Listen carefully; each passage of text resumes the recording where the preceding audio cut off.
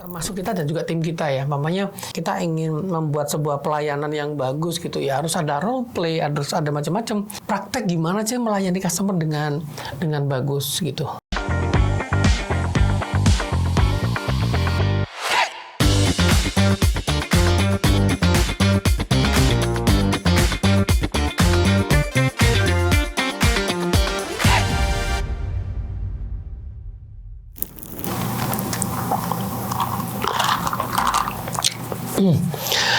Assalamualaikum warahmatullahi wabarakatuh.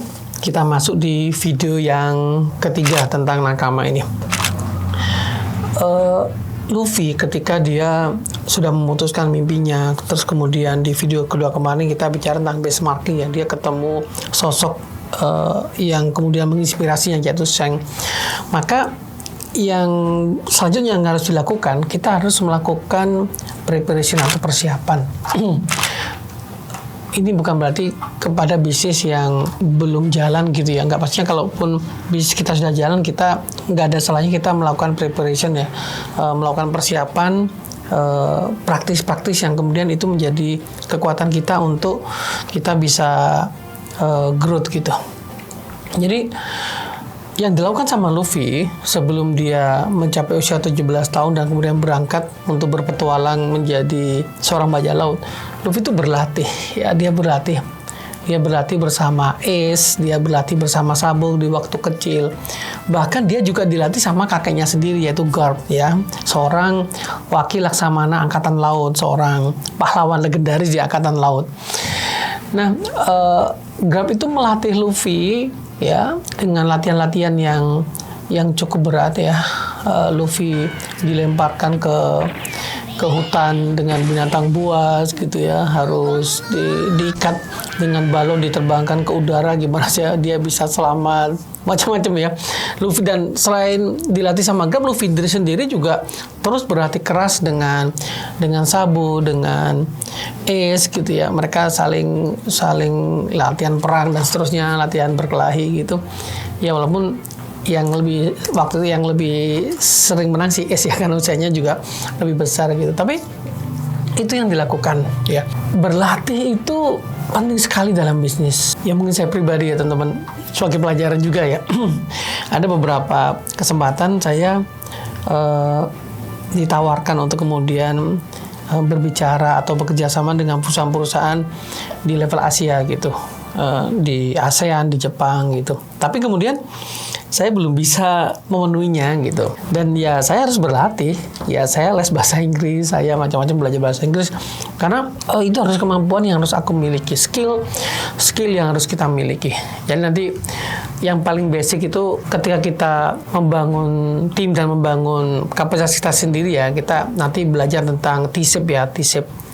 Belajar tentang bagaimana skill-skill generalis yang harus kita miliki dan skill-skill spesialis ya yang harus kita perdalam seperti itu.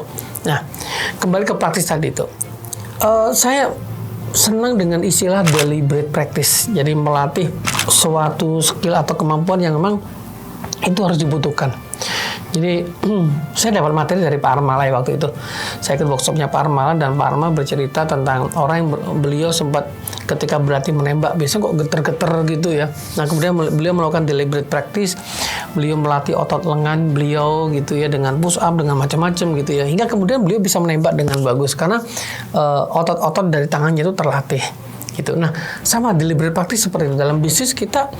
Deliberate practice apa yang harus kita latih gitu, termasuk kita dan juga tim kita ya. Mamanya kita ingin membuat sebuah pelayanan yang bagus gitu ya, harus ada role play, harus ada macam-macam ya, yang praktek gimana sih melayani customer dengan bagus gitu. Nah ini juga yang dilakukan sama, kalau di cerita One Piece ya, yang dilakukan sama Garp ketika dia melatih para angkatan laut, melatih Koby, melatih itu. Kalau dulunya Kuzan ya, si Laksamana Kuzan yang sekarang sudah pindah ke bajak laut Kuroy gitu. Itu dulu juga dilatih dengan battleship back gitu. Jadi ada kapal laut, terus kemudian dia pukulin tanpa menggunakan haki, tanpa menggunakan kemampuan buah iblis, murni dari kekuatan sendiri, dan itu yang melatih energi, melatih power dari seorang Kuzan gitu. Nah teman-teman harus kemudian berpikir kira-kira nih ya, kemampuan atau skill apa yang harus kita latih dalam bisnis kita? Banyak pebisnis yang dia itu bisa cari duit, tapi nggak bisa ngatur duit.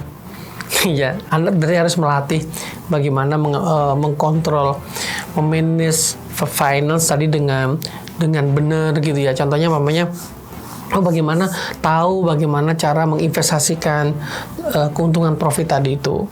Yang paling utama ya kita harus mengetahui contoh bisnis core utama kita di mana nih. Ya, core utama bisnis kita itu namanya di SDM gitu ya, karena kita nanti akan buka cabang macam-macam gitu ya.